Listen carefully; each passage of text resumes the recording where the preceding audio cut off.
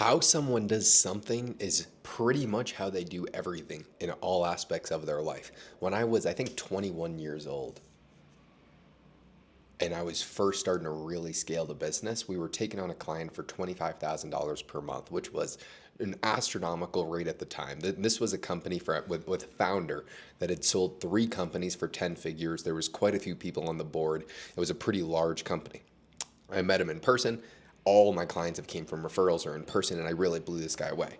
We did our negotiations, which took a long time. We were going on fucking like 2 meetings every single day to go back and forth and everything. And we were going to get a contract out, but I hired the team, and the team out of pocket costs were about $15,000 per month.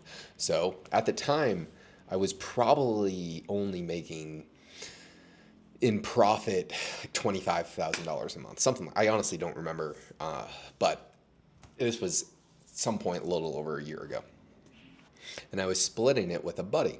So we hire the entire team because we want to move with incredible speed. We want to show this company and this person who's betting on us to take over their entire marketing department, pretty much, at least for their organic arm. We want to show them the best results as quickly as possible. So we hire an incredible team of really good talent, bring them on board, and we start working for a month. And we actually blow it out the water. We show incredibly good results, better than probably anyone in the world could have done. But the company kept on wanting to have calls every single day, every single day, every single day. And they would just nitpick small little things that were just always upsetting them. No matter what we did, something was always an issue. And after about a month, we were still negotiating on the contract, and the guy basically said, yeah, it was great working with you, but we're not going to move forward.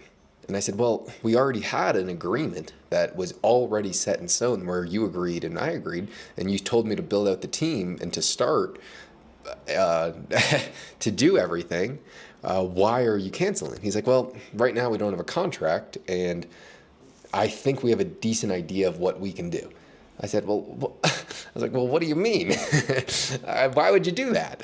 And he said, Josh, why don't you have a contract with us? And you should not have hired a team until you had a contract, and you made us pay. He said, without a contract, all of this is meaningless. I said, well, it's your word and my word, and my reputation on the line and your reputation on the line. A piece of paper does not change my integral standpoint. It does not change the fact that we are doing business together. But they didn't see it that way. So they basically just cucked us out of everything. We just did all this work. We hired all these people, and we had an incredibly good learning lesson that how someone does one thing is how they do everything. And when you find these small red flags in clients and employees, you got to identify them very quickly and understand how detrimental will they be. Is it something that you need to cut off? Is it something that you just have to be very aware of? Then all my other clients right now have some of the highest integrity of all time. One of them in particular, he's the richest of all the clients, actually, except for one. But what he is exceptional at is understanding people. And what he always does is just observe what other people are doing. And at scale, business really just comes down to your ability to manage people. That's it. When you have thousands and thousands of employees, the way that you set expectations and manage people at scale is what propels a company forward, because one person can't do that much by themselves. It takes groups of people to do incredible things. And so you need to be able to manage groups of people and have very clear expectations, be able to operate a business exceptionally well. This guy is very good. And we took on a client where he warned us and said, there are some red flags about this person that I think that you should be wary of before you start working with this person. And we're starting to see a lot of the same red flags where I'm not going to go too deep into detail, but there's a lot of red flags where they are operating with low levels of integrity. And so what do you do in that situation? Do you cut them off? Do you say this income is incredible and it's really helping us grow the business? Who knows? I mean, there's a right answer that will come to fruition at some point, and I bet that I'll be making a video that the gut is always right, because it is. I've never really had a situation where you've had a gut feeling about something and it's been wrong. It almost always turns out to be right in some way, shape, or form. It might not have been in the same way that you expected, but the gut feeling is really just the way that you feel the world and the vibe that you get from someone else. And we know things that we can't even articulate that we know, that we can't even think that we know.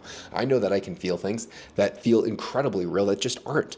And sometimes you just need that little bit of faith. And I know that trusting my gut has never actually went wrong. In fact, there's only ever been benefits to it. But that goes with friends, relationships, colleagues, clients. It doesn't really matter.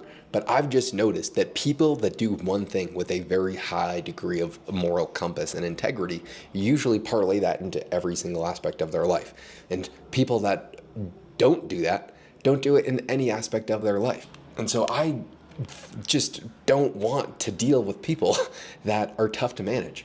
I don't care about making slightly extra money, and if that means dealing with an incredible toxic environment where something's always going to be wrong. There are very easy clients to work with. There's very challenging clients to work with. There's incredible people to work with from a colleague standpoint. There's terrible people to work with, and it's just it's not worth it to deal with terrible people. So I've continuously had to learn this lesson, and there's so much about the story that I want to tell that I'm not going to for the sake of privacy, because I still don't want to put this person under the bus, or the person that completely screwed us a few years ago under the bus. But I guess that's just the way the world works.